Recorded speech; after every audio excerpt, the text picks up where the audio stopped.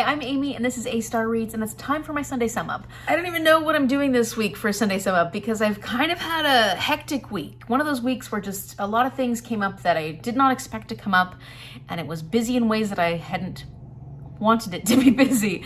Work was chaotic. It was chaotic.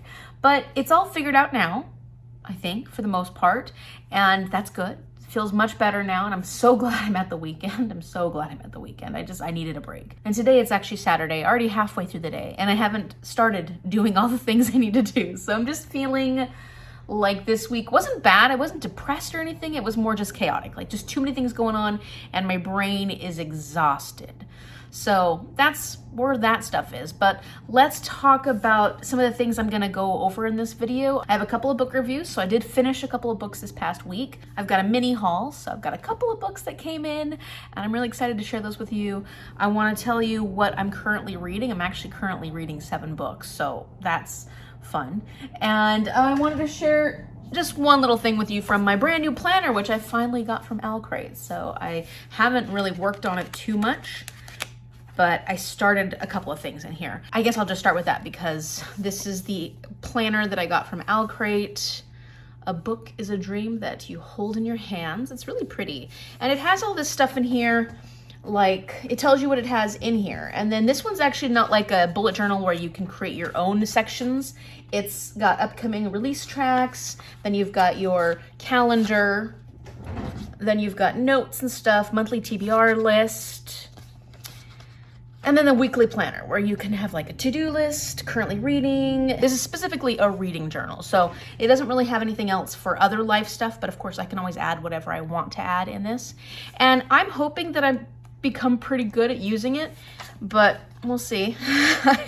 This is sort of my tester to see if I actually want to, in the future, do my own bullet journaling or anything like that.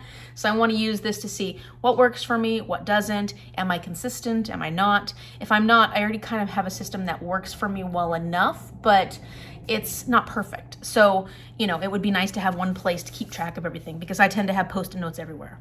And so I don't know if my Post-it note system works best for me or if I should try something different. So I'm gonna give this a go. There's also a section called book reviews, and I don't know how much I plan on using this, but we'll see. I'm gonna give it a go.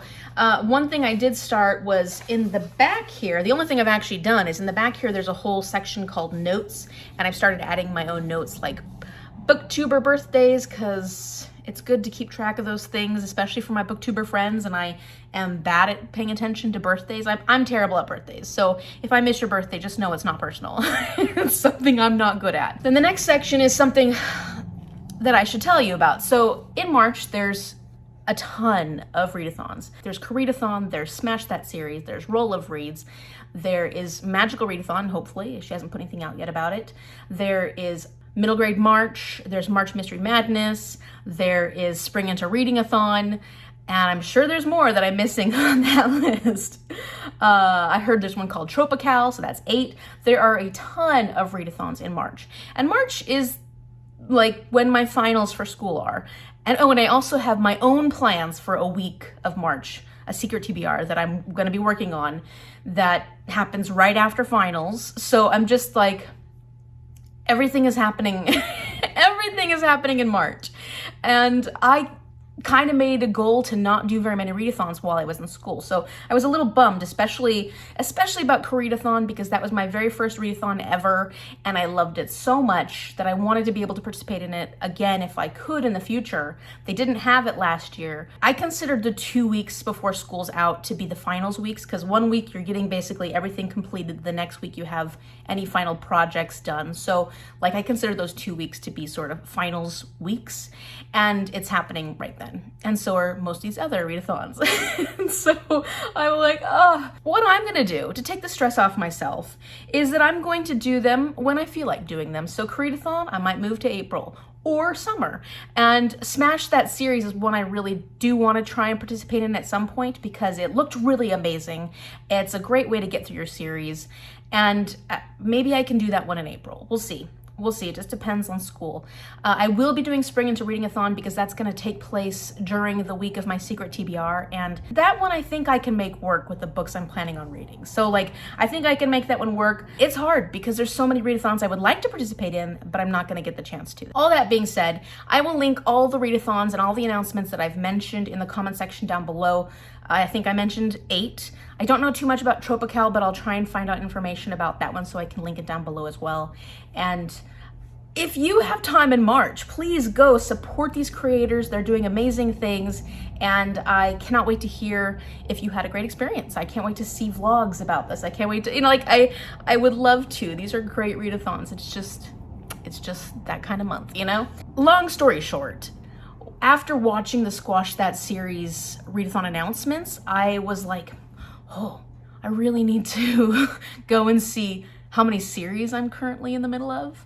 And I checked all the books I have read on my Goodreads read section to see how many of these are series or first and sequels or what have you throughout the time that I've been reading and blogging on Goodreads, to see how many series I have started but not completed.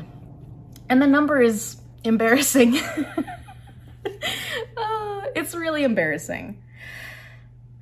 And a few of these are rereads. Like, I want to reread the series, and so I've put a few on that I've already read either most of the series or as many of the series as I'd planned on reading at the time, and I just would like to reread the whole series. So keep that in mind. It's still bad, but it's not. Okay, so here's what I did in my notes section. I have a book series I need to finish, and then I've got the series name, and then the number of books, and then finish or not. So I put little dots, and if I finished it, I filled in the dot. And then I also put down here if they have companion novels that go with the series, because I tend to like to read the companion novels. I know it's not for everyone, but I like to read them. If I'm reading a series, I want to read the whole series. So I've got this, and I started here, and I went down to 18, and I had to go over to the next page, and I got down to 27, and had to go over to the next page. Yeah, and then I needed a 4th page. So it turns out I have 53 series that I have to work through. That's a lot. Yeah, 53 is, it's worse than most of the people who I have heard talking about how many series they have to read have. I am notorious for starting series, reading the first book, loving it, and then not ever getting on to the next book in the series. I don't prioritize series. So I know a lot of people have a hard time reading the first book in a series and not continuing, you know, especially if there's a cliffhanger or something. For some reason, at the end of the book, my brain turns off that need to continue the series, and I don't have a problem picking up the next in the series, even way later, despite the fact that there may be a huge cliffhanger. My brain just works that way. I don't know why. The second that book is over, I am not jonesing to do the next book. I don't have to. Like, I would like to, and sometimes it's really nice to. I don't know, it doesn't bother me so much if I don't, which is a problem, because then I have 53 series that I need to read through. So when I do get a chance to participate and squash that series, I have my whole list of 53 series that I can make progress on. And then a lot of these are like, duologies where I have read the first book and I could easily read the second book, so I could finish a lot of series if I wanted to. So I am going to be working on this list. I'm glad I finally put it together so I have an idea of where I'm going, and hopefully I don't start too many series this year. I mean, I can already tell you there's going to be a 54th on here because I haven't put All Souls Trilogy on here yet because I haven't started it yet. And I also know that I'm going to be reading a couple of series over the summer, new series. So, yeah.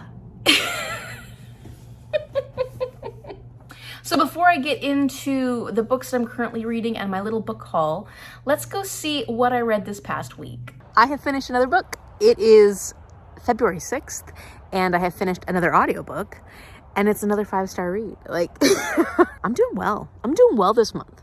So I read Other Words for Home by Jasmine Warga, and this was such a gorgeous, gorgeous book. It is realistic fiction, and it's middle grade. I know that Jasmine Warga took inspiration from the people around her, people within her friends and family, to make this character of Jude. And she is this powerful, confident, beautiful personality. And it's so fun to see her grow up. It's so fun to see her experience new things. She's a Syrian girl who, with her mother, come to the US to live with her uncle because there are a lot of things going on in Syria. There's war beginning, and her father has to stay there to take care of their shop, and her brother is joining the resistance because he wants to see a better Syria. So he wants to stay there and make his country better. But for safety, her and her mother come to the US. And it is partially about her experience dealing with an Islamophobic country, the US. But it's also about coming of age.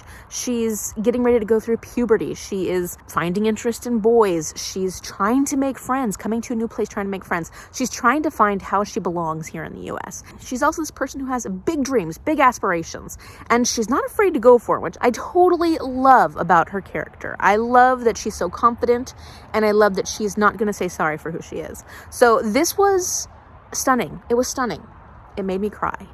It made me feel all the things I feel about why I want to be a teacher, all the things I feel about why I want to show other people the rest of the world and show other people each other, you know? I want other people to understand each other, to at least accept each other, to try and get to know each other, to appreciate each other. And that's something that this book made me feel like it was very inspiring. And so I loved it. 5 stars, middle grade, but one of those middle grades that anybody could read and enjoy. You can absolutely read and enjoy this one, even if you're not a child or young or like middle grade. And the audiobook was fantastic. And like I said in my last Sunday Sum Up, there was a couple of times where it felt a little abrupt because the book is in verse and each chapter is incredibly short. It really wasn't that big of an issue. It was still amazing. I was out in the woods today just looking around minding my own business, and I found an owl pellet. So if you've never seen an owl pellet before, these are something that is regurgitated by owls because it's the parts of the animal they've eaten that they cannot digest. So the fur, the bones, and you'll see, I'll show you a few little bones, and sometimes you can guess what the owl has eaten based on what's in the owl pellet. And these are often dissected in like elementary school. So I'm guessing with the teeth, and then this is a vole or a mole or something? I have to look it up. There's a leg bone of some sort, because you see the hinge up there. Pretty cool. I need to add it. The bull lost his life. The bull lost his life. That poor little bull lost his life to an old owl that needed to keep going on. That poor little bull lost his life. You are so creative, Mother. So idiotic. We're just going to ignore the fact that there's a tree still behind me. Don't look at that. There's no tree. I have finished my 3rd book for the month. I have finished Mad Ship by Robin Hobb. And I know I read children's books this month, but I've finished my 3rd non-picture book this month. And I'm so excited. I'm going to give it 4.5 stars. Wasn't quite a 5-star for me, not like Ship of Magic was. The pacing was a little slower in this for my taste, and it felt like a middle book. Now, it was still fantastic, and there was so much of the growth in the characters that I enjoyed. The story gets very interesting. Of course, as usual, Robin Hobb's books are very complex, so there's so many different storylines in this one in particular. It's not like Farseer Trilogy where you're following Fitz mostly, and then the people around him. This has so many different point of views, and there were times when I wanted to go back to some point of views, and we didn't visit them as often as I wanted. So it wasn't bad. It's just that there were times when I would have liked to have gone back to certain people, and we took a long time to get to them. And that maybe made it feel a little less of a 5-star than, say, Ship of Magic did. It does build you up for the next book, and there are a lot of really amazing 5-star moments in this book. So it's a very exciting book. And I can't wait to see what happens in Ship of Destiny. I am ready for it. I'm actually really excited about getting on to the last one in the series because we build up so much in the end. So I can't wait to see what happens with all these characters. I've grown to love them. I'm excited, but I can't talk about this too much more because it's the second in a series and it's part of this much greater series. So if you would like to know my spoilery thoughts, Mom, Shell, Magda, and I are going to be doing a discussion of this some point soon. So keep an eye out for that. I'll put that up hopefully within the month. And if you've read this series and you want to hear our thoughts, that will be a good place to do so. Okay, so today's the day that the students are getting their salmon in the classroom. And And if we look closely, we should probably be able to see one of them move. I saw one move a second ago.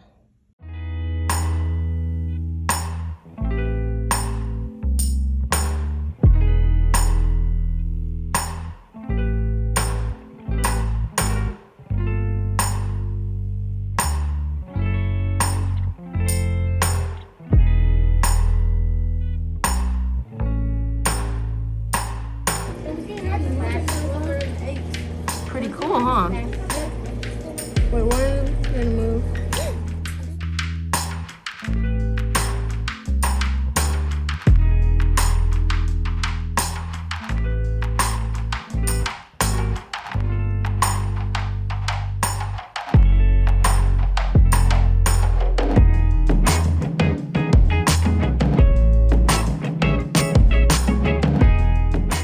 All right, so like I said, I have 7 books I'm currently working on. That's not too overwhelming to me, but it can be fairly overwhelming when I'm not making progress in them. So I feel good about where I'm at with my reading this week and this month. February is already going a lot better for me reading-wise than January did. So I'm excited to continue on with these books, and I will let you know where I'm at.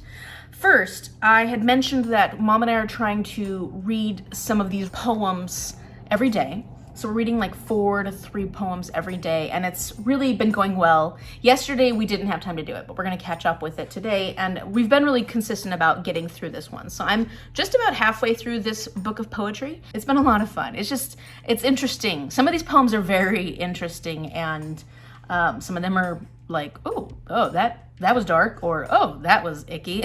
But then some of them are really sweet and touch your heart and make you feel warm and fuzzy on the inside. And then some of them are pretty dirty, so those ones are fun too.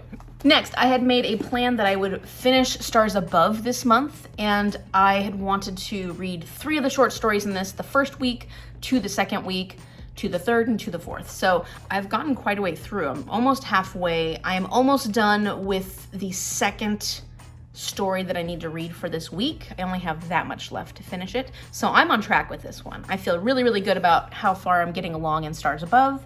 And Marissa Meyer reads quickly, so I have no doubt that I can get through this by the end of the month. They Both Die at the End by Silvera, and this is one of the books from my game, my TBR game. I'm actually getting to those books. Isn't that exciting? And I am on page 130, so I'm about that far in.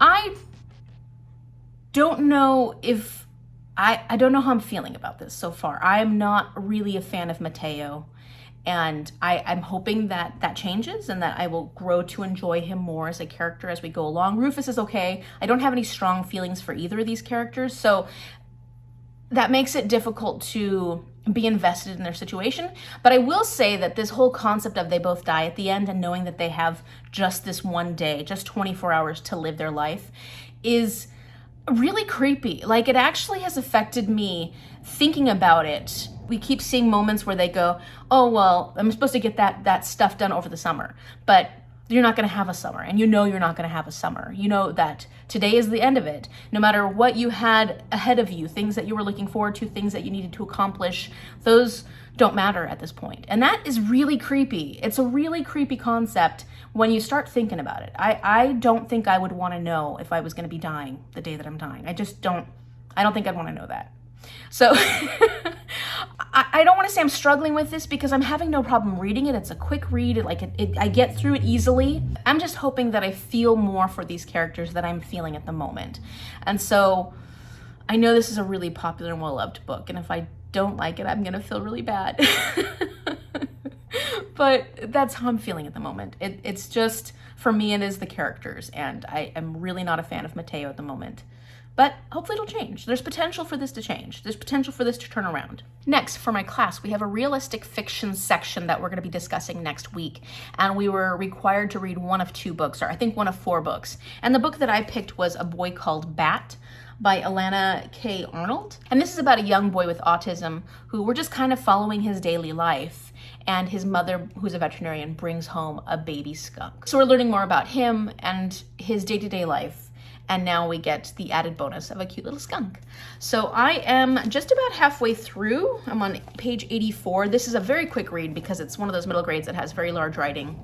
and I'm not trying to rush through it because I'm really trying to think about it as I get through it. It's good so far. I'm enjoying it so far. It's definitely like a slice into somebody's life. There's not too much that goes on during this. It's not like this big action-packed book. It's just looking at Bat and his life. Friday night, we had some mid-month reading sprints for Bookstar read-alongs, or anybody who was reading anything that wanted to come catch up with us. And I started City of Bones by Cassandra Clare. I only made it about 46 pages in this, the first 3 chapters, because I am easily distracted. And so reading sprints, I like doing them a lot because I get to connect with everybody, but I'm not necessarily going to get a lot accomplished during them. But I did get started on this. So I'm really excited that I started it. It's fun. It reads quickly, just like Marissa Meyer does. So I feel like this is going to be a series that will be easy to take in because it just is one of those books where the way the writing is, it just goes by really quickly. And it's intriguing so far. I'm having a lot of fun with it so far. I'm enjoying it at this point. As far as the audiobook that I'm currently listening to, I am listening to Amari and the Night Brothers, which I'm really excited about, by B.B. Alston. I was really not sure if I wanted to listen to it on audiobook or not, but it was there. I decided to read it. I'm about 56% of the way through that one, and it's so good. It's one of those middle grades that when I first started reading it, it was cute, but I wasn't feeling really strong feelings towards it. But as we're going through the story, it's just getting better and better and better. I'm liking the characters even more, and I just see so much potential for where this story can go, and it's exciting. It's really, really exciting. So definitely loving Amari and the Night Brothers. Can't wait to finish that one out.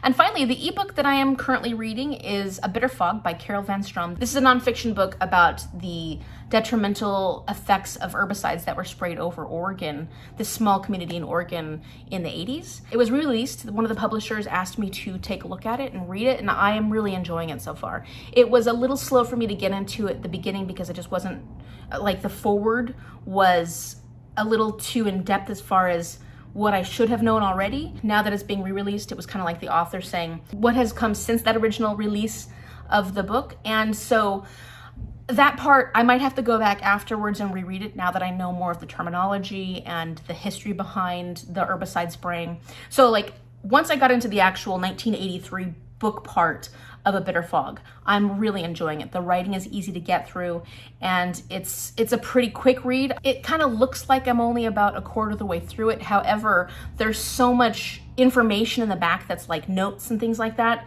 that I'm actually a lot further along than it appears in my Goodreads. So I have a feeling that I'll get that one done this week at some point. Fingers crossed that I do, and hopefully I make some progress on all these. And I'm feeling confident. I'm feeling confident about my reading right now. All right, so finally, it's time for a very mini haul. I'm excited to share with you some of the books I've brought in this week. And the first one was a wonderful surprise. I got another birthday book. A wonderful newer subscriber who's been really engaging a lot through my channel, through comments, through Instagram. I'm following her on Instagram.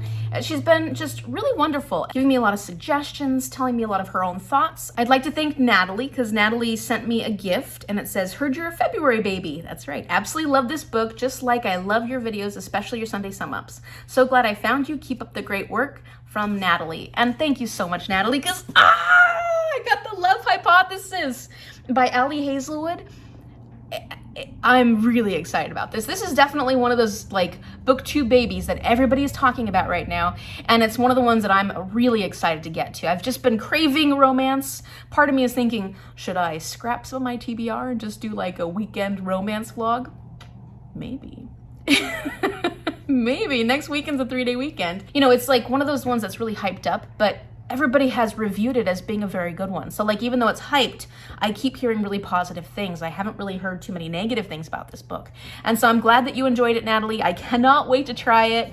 And you know, I'm a nerd, so like, and this is like a Kylo Ren and Rey fan fiction, which I'm okay with that. I'm okay with that.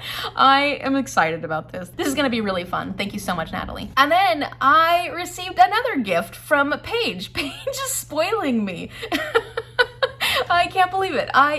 Thank you so much, Paige. Paige is such a wonderful booktuber who we've just gotten really close recently, especially because we're co-hosting the Bookstar read-alongs, and I just love her channels. I love her vibe. I love her energy, and she's just the most supportive person. She is so incredibly supportive, and she brings so much joy because she's always very positive and thoughtful, and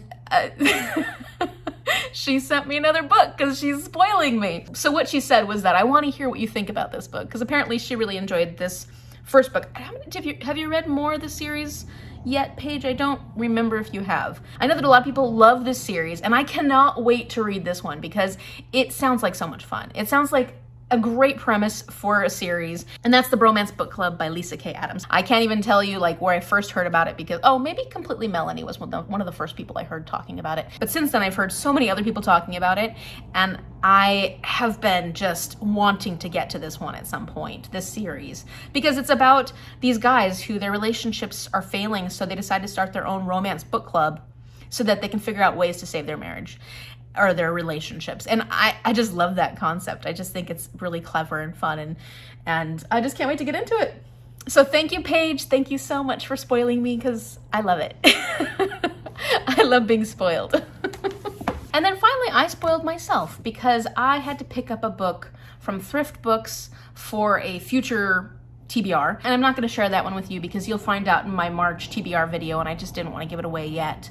But when I decided on getting that book with Thrift Books, it was like, spend this much more so you don't have to pay shipping. And I'm like, yeah, I'd rather have another book than pay for shipping. So I ended up picking a book from a series that I have been wanting to read ever since I started my booktube. This is one of the most popular booktube romance series that I can think of. I mean, everybody has either read it, wants to read it, and so I have bought into the hype. I bought into the hype a long time ago. I just never got around to reading it. I picked up Get a Life, Chloe Brown by Talia Hibbert. I've heard amazing things about Talia Hibbert. I'm also excited to check out some of her historical romance because I do like history a lot, so I think that I'll enjoy that. But Get a Life, Chloe Brown has plus size rep and it has disability rep, and I'm just so excited to get to this series. I'm finally ready to see what all the hype is about.